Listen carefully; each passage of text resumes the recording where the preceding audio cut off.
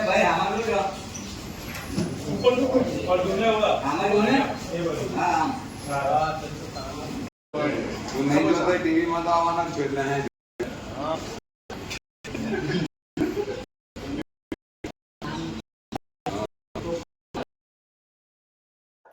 Share market ફ્રોડની અમને ફરિયાદ મળી હતી 14/5ના રોજે. એના અંતર્ગત અમે એક ફરિયાદ 406-420 ચીટિંગ માટે નોંધાઈ હતી.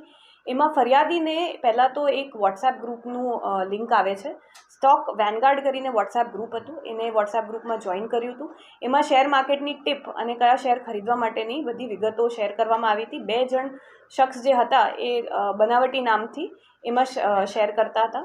અને પછી શેર્સમાં ઇન્વેસ્ટ કરવા માટે એક app.alicexa.com કરીને વેબસાઇટ હતી, જેના માધ્યમથી એને કુલ 1.97 કરોડના શેર્સ લીધા હતા.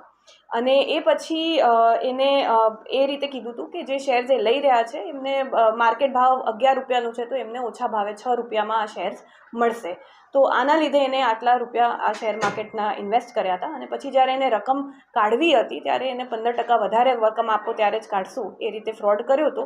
અને પછી એને બધા પૈસા નીકળી ગયા હતા.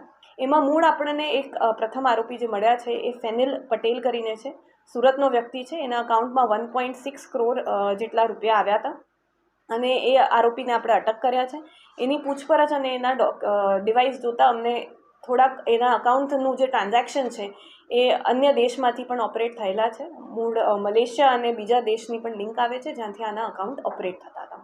અચ્છા, આનું બેકગ્રાઉન્ડ શું છે અને સુરતનો રહેવાસી છે, કેટલા સમયથી આ ફ્રોડ કરી રહ્યો હતો કે તપાસમાં તમે મૂળ એ અકાઉન્ટ આપતો હતો અને એ અકાઉન્ટ આપ્યા પછી એને બહુ અકાઉન્ટમાં શું વપરાશ છે એનું યુઝનું ખબર નહોતી, પણ એને અકાઉન્ટ વાપરવા માટે અને અકાઉન્ટ આપવા માટેના જે કમિશન મળ્યા હતા એનો લાભ હતો. આગળ કેટલાક લોકો જોડાયેલા હોઈ શકે છે આમાં આરોપીઓમાં અને ક્યાં હોઈ શકે છે? આમાં આગળ લિંક અમે તપાસ કરીએ છીએ. 4 થી 5 આરોપી બીજા હોય એવી સંભાવના છે. મેલ આઈડીનો ઉપયોગ કરવામાં આવે તો તે ક્યાંથી ઓપરેટ થતું હતું? મેલ આઈડી કોનું હતું, શું રીતે? મેલ આઈડી આ ફેનિલ પટેલનું જ હતું અને એને જે ઓલ્ટરનેટ જીમેલ એડ્રેસ આપ્યું હતું એ જીમેલ એડ્રેસનું પછી આની પાસે એને આપી દીધું હતું જેને એને માંગ્યું હતું. અને એના પછી એની પાસે ઓપરેટ કરવાનું રાઇટ્સ નહોતા અને એના માટે જ એને કમિશન લીધી હતી. કમિશન શું મળતું હતું એ લોકોને? ટ્રાન્ઝેક્શન તમે કીધું વિદેશમાં થાય છે, તો કેટલા બેંક એકાઉન્ટના નામ? હજી અમે તપાસ કરીએ છીએ. જે એના ઈમેલ અકાઉન્ટ છે એના એડ્રેસીસ અમને બહારના લોકેશનના મળ્યા છે જ્યાંથી આ અકાઉન્ટ ઓપરેટ થતું હતું. આના પછી કેટલા અકાઉન્ટ્સમાં ગયા છે એ હજી આપણે તપાસ કરીએ છીએ. ભારત બહારનું ક્યાંનું કનેક્શન નીકળ્યું છે, તેને લઈને શું કાર્યવાહી થઈ શકે આમાં? આમાં અમે જીમેલથી અને બીજા અન્ય બેંક અકાઉન્ટના ડિટેલ્સથી અને ઇવન આઈપી એડ્રેસ અને ઇન્ટરનેટ પ્રોવાઈડરથી બીજા પણ આઈપી કયા જગ્યાના પડે છે એ માહિતી મેળવીશું અને પછી બીજા દેશની તપાસ કરીશું. ફેનિલનો બેકગ્રાઉન્ડ શું છે, શું ભણેલો છે, કેવી રીતે જોડાયો અથવા તો આ લાઈન સુધી જવાનું એનું રીઝન શું? એ ડાયમંડ વર્કર છે ત્યાં